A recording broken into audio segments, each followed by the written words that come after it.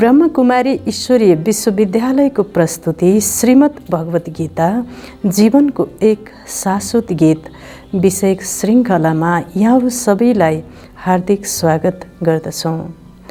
आज हामी यस श्रृङ्खला अन्तर्गत भोजन व्यवस्थापन अथवा श्रेष्ठ जीवनको लागि सात्विक भोजनको विषयमा चर्चा गर्नेछौँ।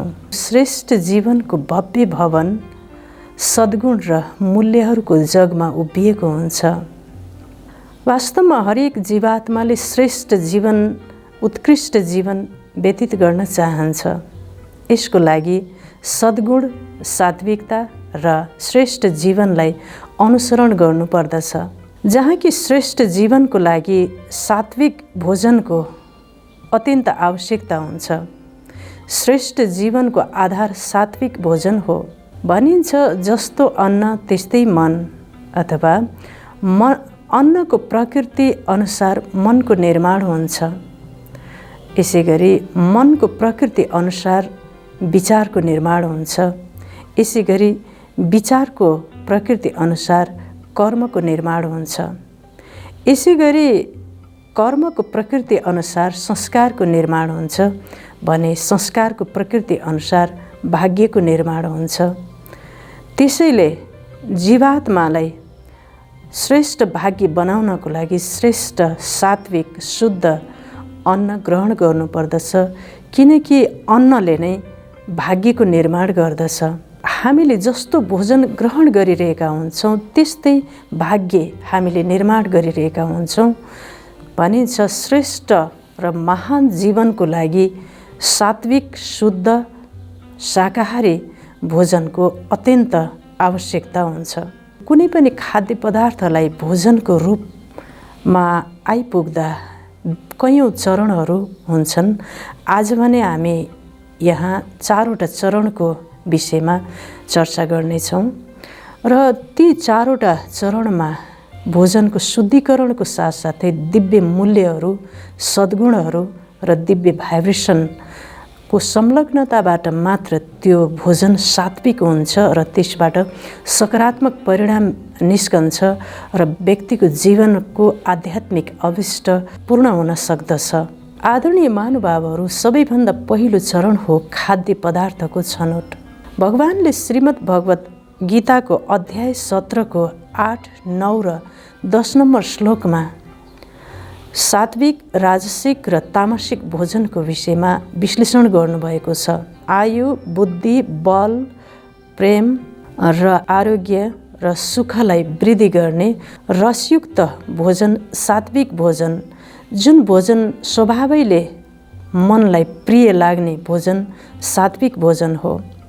यसरी फल फूल र पूर्ण रूपमा पकाइएको भोजन सात्विक भोजन हो। यसै गरी भगवानले भन्नुभएको छ जुन भोजन अत्यन्त कडा, पिरो, तिखो, चटपटा किसिमको, अमिलो, तितो, चटपटा यस्तो खालको भोजन जो दाहकारक भोजन छ र खाने बेलामा पनि दुःखको अनुभूति हुने र इन्द्रियहरूलाई र भोगलाई भड्काउने खालको र काम वासनालाई प्रश्रय दिने खालको भोजन राजसिक भोजन हो। यसरी अत्यन्त पिरो, अत्यन्त तातो, तलेको, भुटेको यस्तो खालको जीवात्मालाई दुःख कष्टको अनुभूति गराउने खालको भोजन, जसले केवल जिब्रोको स्वादको लागि मात्र र इन्द्रियको भोगको लागि मात्र यस विषयलाई मात्र ध्यानमा राखेर भोजन बनाएको छ भने यो भोजन राजसिक भोजन हो। आदरणीय महानुभावहरू, यसै गरी आधा पाकेको, जुठो, बासी, सडे गलेको साथै दुर्गन्धित, रसहीन यस्तो प्रकारको भोजन तामसिक भोजन हो। स्वभावैले यी भोजनले जीवात्मालाई उमेर पुग्नुभन्दा पूर्व नै जर्जर, वृद्ध, रोगी र मृत्युको ढोकासम्म पुर्याउने स्वभावका हुन्छन्। आदरणीय महानुभावहरू, तामसिक भोजनमा विशेष गरेर माछा, मासु, लसुन, पियाज जस्ता तामसिक मांसाहारी भोजन साथै मादक पदार्थहरू पनि यस तामसिक भोजनमा पर्दछन्। आदरणीय महानुभावहरू, मानवले जस्तो किसिमको भोजन ग्रहण गर्दछ त्यस्तै उसको मन हुने गर्दछ। तामसिक भोजनले जीवात्माको निर्णय शक्तिलाई नष्ट गर्दछ, मानसिक असन्तुलन बढ्दै जान्छ र जीवात्मालाई विषय विकारतिर उन्मुख गराउँदछ। किनकि हामीलाई थाहा भयो मानिसले जस्तो अन्न ग्रहण गर्दछ, जस्तो प्रकृतिको अन्न ग्रहण गर्दछ त्यस्तै उसको मन हुने गर्दछ। यसै गरी दोस्रो चरण छ खाद्य पदार्थको खरिद। यदि जीवात्माले खाद्य पदार्थ खरिद गर्दा कुन प्रकारको धन प्रयोग भएको छ त्यसअनुसार भोजन सात्विक अथवा तामसिक बन्दछ। यदि अरूलाई दुःख दिएर अन्यायपूर्ण तरिकाले चोरी गरेर, झुटो बोलेर, ठगेर, अरूको अधिकारलाई खोसेर, कसैको हत्या गरेर ल्याइएको पैसा छ र त्यो पैसा अथवा धनबाट हामीले खाद्य पदार्थ खरिद गरिरहेका छौँ भने त्यो नकारात्मक त्यस्तो प्रकारबाट खरिद गरेर ल्याएर पनि त्यो भोजन पनि तामसिक बन्दछ। यसरी जीवात्माले अरूलाई कष्ट पुर्याएर, अरूको हृदयमा चोट पुर्याएर, अरूलाई धोका दिएर, ठेस पुर्याएर ल्याएको धनमा त्यसमा जीवात्माको पछाडि एक प्रकारको नकारात्मक कालो छायाले पिछा गरिरहेको हुन्छ र यस्तो भोजन ग्रहण गर्ने जीवात्माको मनमा शान्ति, सुख, आनन्द नष्ट भई ऊभित्र तमोगुणको विकास हुन्छ। त्यस्तो किसिमको कालो धनले किनेको भोजन तमोगुणी अथवा तामसिक भोजन बन्दछ। यसरी अरूलाई दुःख कष्ट पुर्याएर ल्याएको धनमा अनेक जीवात्माको श्राप र कुभावनाको कालो छाया समाहित भएको हुन्छ र त्यो धनको साथसाथै मानिसको घरमा यस्तो प्रकारको नेगेटिभ एनर्जी, ऊर्जा पनि प्रवेश गरिरहेको हुन्छ जसबाट त्यो भोजनमा पनि त्यसको नकारात्मक असर परिरहेको हुन्छ। पदार्थ जड चिज हो, त्यो पदार्थलाई शुद्ध धन र अशुद्ध धनको ज्ञान हुँदैन, तर जीवात्माको मनको भाइब्रेसन नकारात्मक या सकारात्मक भाइब्रेसन प्रकृतिमा तत्क्षण त्यसको प्रभाव पर्दछ।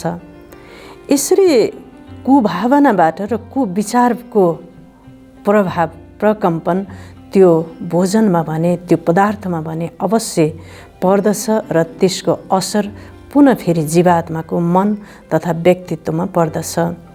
त्यसैले हामीले आफ्नो श्रेष्ठ जीवनको लागि, आध्यात्मिक जीवनको लागि र महान जीवनको महान अभिष्टलाई पूर्ण गर्नको लागि खाद्य पदार्थ किन्ने धन पनि अत्यन्त सात्विक हुन जरुरी छ। तब नै त्यो भोजन सात्विक भोजन बन्दछ र सात्विक मनको निर्माण हुन सक्दछ। आदरणीय महानुभावहरू, यसै गरी भोजनलाई सात्विक बनाउनको लागि तेस्रो चरण हो खाद्य पदार्थको पाक विधि। आदरणीय महानुभावहरू, जुन स्थानमा भोजन पकाइन्छ त्यो स्थान शुद्ध, सफा, हावादार र प्रकाशयुक्त हुनुपर्दछ। यसै गरी भोजन बनाउनुभन्दा पूर्व बनाइने खाद्य सामग्रीको पूर्व निरीक्षण गरिसके पश्चात ती सबै वस्तुलाई शुद्ध, पवित्र, सफा बनाउनुको साथसाथै सडे गलेको, बिग्रेको, बासी हुनु हुँदैन। आदरणीय महानुभावहरू, यसै गरी भोजन बनाउने भाँडाकुँडाहरू अत्यन्त शुद्ध र सफा हुनुपर्दछ। साथसाथै भोजन बनाउने मानिसको, भोजन बनाउने व्यक्तिको तन र वस्त्र पनि अत्यन्त शुद्ध र सफा हुनुपर्दछ। सबै प्रक्रियाबाट शुद्ध तन, शुद्ध वस्त्र, शुद्ध स्थान, शुद्ध भाँडाकुँडा र शुद्ध खाद्य वस्तु बनाउने क्रममा उक्त भोजन बनाउने व्यक्तिको मन पनि प्रफुल्लित, अत्यन्त सकारात्मक, शुद्ध, दिव्य गुणले ओतप्रोत भएको, योगयुक्त, हर्षयुक्त अवस्थामा पूर्ण भएको, सद्गुणले पूर्ण भएको पवित्र दिव्य मन हुनु जरुरी छ। तब नै त्यो भोजन सात्विक भोजनमा परिवर्तन हुन सक्दछ। यी सबै नियमहरूलाई नअपनाइकन लापरवाही किसिमबाट कुनै विधि विधान र नियम विपरीत प्रक्रियाबाट भोजन पकाइयो भने अवश्य नै जीवात्मालाई दुःख, अशान्ति र अनेक प्रकारका रोगहरूसँग सामना गर्नुपर्ने हुन्छ। आदरणीय महानुभावहरू, यसै गरी खाना पकाउने भान्साघरमा यदि हामी रेडियो, टेलिभिजन, मोबाइल लगायतका प्रविधिसँग हामी संलग्न छौँ, हाम्रो ध्यान, हाम्रो मन प्रविधिमा संलग्न भइरहेको छ भने अवश्य पनि त्यो भोजन कमजोर र नकारात्मक बन्दछ। त्यो भोजनमा शक्ति सञ्चार भएको हुँदैन र त्यो भोजन ग्रहण गर्ने व्यक्तिको मानसिक अवस्था पनि कमजोर, शक्तिहीन बन्न पुग्दछ। आदरणीय महानुभावहरू, किनभने भोजनलाई कमजोर, व्यर्थ र नकारात्मक भाइब्रेसनले असर पुर्याइरहेको हुन्छ। अत्यन्त सूक्ष्म प्रविधिबाट भोजन कमजोर भइरहेको हुन्छ, शक्तिहीन भइरहेको हुन्छ र त्यो भोजन ग्रहण गर्ने व्यक्तिको पेट त भरिन्छ तर उसको मनस्थिति कमजोर हुन्छ, उसको शक्तिशाली र उच्चतम मानसिक अवस्थाको ह्रास भइरहेको हुन्छ। आदरणीय महानुभावहरू, यसरी भोजन पकाउने स्थान, वस्त्र साथै शरीरको शुद्धिकरणको साथसाथै मानसिक शुद्धिकरणको अत्यन्त आवश्यक हुन्छ। किनकि जब हामीले कुनै पनि खाद्य पदार्थलाई वायुमण्डलले अवश्य असर गर्दछ, तर आदरणीय महानुभावहरू, जब खाद्य पदार्थ अग्नि र पानीको सम्पर्कमा आउँदछ, यसले अत्यधिक मात्रामा वरिपरिको भाइब्रेसनलाई आफूतर्फ आकर्षित गर्दछ। जब खाना पकाउने व्यक्तिको मन काम, क्रोध, लोभ, मोह, अहङ्कार, निराशा, दुःख, अशान्ति र भावनात्मक उद्वेगको रूपमा यस्तो रूपमा आएर उसले खाना पकाइरहेको छ भने सजिलैसँग त्यो अन्नमा, त्यो भोजनमा नकारात्मक र दूषित र तामसिक विकारी भाइब्रेसन त्यो खानेकुरामा पर्दछ र त्यो खाना तमोगुणी र त्यो खानेकुरा, त्यो भोजन कमजोर तमोगुणी बन्दछ। यसरी जो व्यक्तिले त्यो भोजन ग्रहण गर्दछ, बिस्तारै बिस्तारै त्यो प्रकम्पन, विकारी तामसिक प्रकम्पन, काम, क्रोध, लोभ, मोह, अहङ्कारको प्रकम्पन पनि त्यो खाने व्यक्तिले बिस्तारै बिस्तारै ग्रहण गरिरहेको हुन्छ। यसरी भोजन ग्रहण गर्ने मानिस बिस्तारै बिस्तारै विकार, विकृति र विसङ्गतिको प्रभावमा आउँदछ र ऊ त्यसको शिकार बन्दछ। यसको विपरीत खाना बनाउने व्यक्तिको मन शुद्ध, पवित्र, सत्वप्रधान सङ्कल्प रूपी ऊर्जा प्रवाहित गर्दै अत्यन्त हर्षयुक्त र परमात्माको स्मृतिमा, भगवानको स्मृतिमा श्रेष्ठ चिन्तन गर्दै सबैको हितको लागि मैपनलाई त्याग गरेर निस्वार्थ भावबाट भोजन बनाइएको छ भने त्यो भोजनमा अत्यधिक मात्रामा क्यालोरी शक्ति अथवा अत्यधिक ऊर्जावान भोजन बन्दछ र त्यो भोजन महाप्रसाद र त्यो भोजनले महाप्रसाद र महाऔषधिको कार्य गर्दछ र यसै भोजनलाई नै प्रसाद भनिन्छ। यसै भोजनलाई नै सात्विक भोजन भनिन्छ।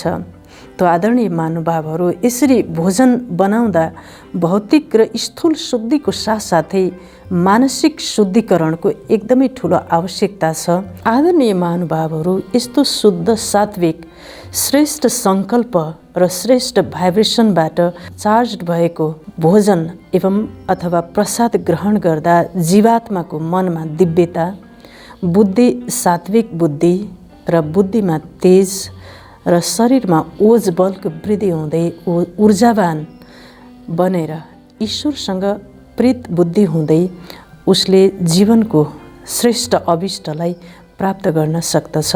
भोजनलाई सात्विक बनाउने अर्को चौथो चरण हो भोजन ग्रहण गर्ने जीवात्माको मनस्थिति।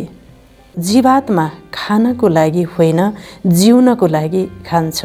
अनासक्त भावलाई धारण गर्नको लागि जीवात्माले भोजनलाई सर्वप्रथम त भोजनदाता परमपिता परमात्मा शिव बाबा भगवानलाई भोग अथवा खाद्य पदार्थ परमात्मालाई अर्पण गर्दछ।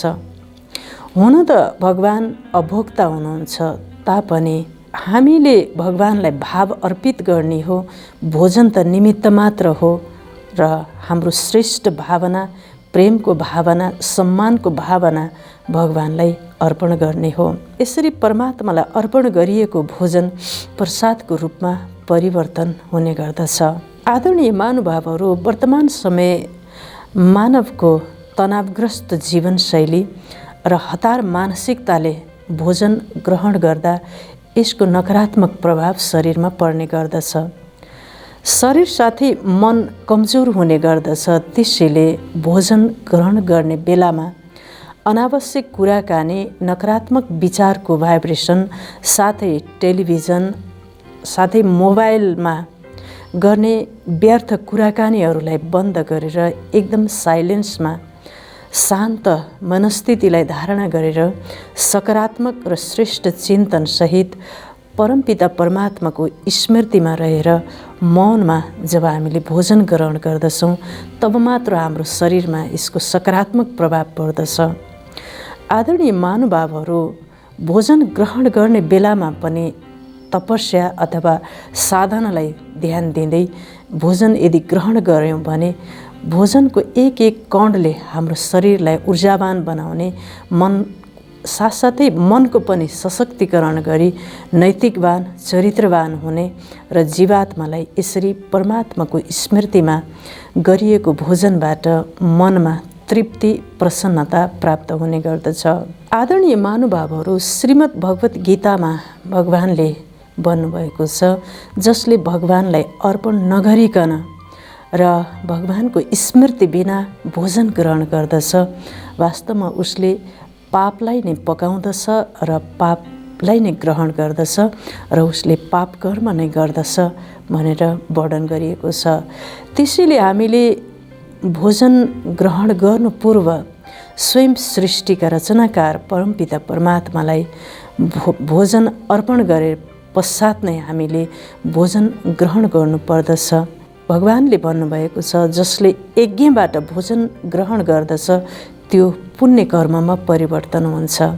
त्यसैले हामीले भोजन ग्रहण गर्दा मैले भगवानको यज्ञबाट भोजन ग्रहण गर्दैछु भन्ने सङ्कल्पलाई धारणा गरेर परमात्माको स्मृतिमा भोजन ग्रहण गर्दैछु भन्ने सङ्कल्पलाई धारणा गरेर भोजन ग्रहण गऱ्यौँ भने त्यो भोजन ग्रहण पनि पुण्य कर्ममा परिवर्तन हुन्छ र हामीले पुण्य कर्मको सोचाइ र पुण्य कर्म गर्दछौँ र हामी जीवात्माहरू पुण्य आत्मामा परिवर्तन हुन सक्दछौँ। अवश्य पनि जीवनलाई श्रेष्ठ बनाउनको लागि तीनवटा कुरालाई ध्यान दिनुपर्ने हुन्छ। पहिलो कुरा भोजनको नै रहेको छ, दोस्रो अध्ययनको र तेस्रो सङ्गतको। र किनकि अन्न अनुसार नै मानवको मन बन्ने र विचार बन्ने, कर्म बन्ने, संस्कार बन्ने र जीवात्माको भाग्य बन्ने भएको हुनाले अन्नको शरीर तथा मनमा यति ठुलो प्रभाव पर्दछ। अन्नको प्रभाव मनमा र मनको प्रभाव अन्नमा पर्ने गर्दछ। यसरी हामीले शुद्ध, सात्विक, श्रेष्ठ चिन्तनबाट अन्नलाई श्रेष्ठ भाइब्रेसन दिँदै परमात्माको स्मृतिमा रहेर पकाउँदै स्मृतिमा र शुद्ध सात्विक धनबाट पदार्थहरू खरिद गर्दै र साथसाथै भोजन बनाउने स्थानलाई पनि शुद्ध भाइब्रेसन र स्थूल तथा सूक्ष्म शुद्धिकरणलाई अपनाउँदै शरीर तथा मनलाई प्रफुल्लित र शुद्ध, शान्त, हर्षयुक्त बनाउँदै परमपिता परमात्माको स्मृतिमा रहेर भोजन बनाउँदै र स्मृतिमा रहँदै र चिन्तन गर्दै भोजन ग्रहण गऱ्यौँ भने यो सम्पूर्ण भोजनको विधिबाट जीवात्मा नैतिकवान, चरित्रवान र एक दिव्य मानव र महामानव, दिव्य मानव, एक मानव, महामानव र दिव्य मानवमा परिवर्तन हुन सक्दछ भन्दै अवश्य पनि यहाँहरूले यो श्रृङ्खलालाई श्रवण गरे पश्चात आफ्नो भोजनलाई तामसिक, राजसिकबाट पनि माथि सात्विक, शुद्ध र प्रभु स्मृतिबाट यसलाई सम्पूर्ण चार्ज गरेर यसलाई दिव्य महाप्रसाद र महाऔषधिको रूपमा परिवर्तन गर्नुहुनेछ भन्ने पूर्ण आशा राख्दै आजको कार्यक्रमबाट बिदा हुन्छौँ। हवस् त। ओम शान्ति।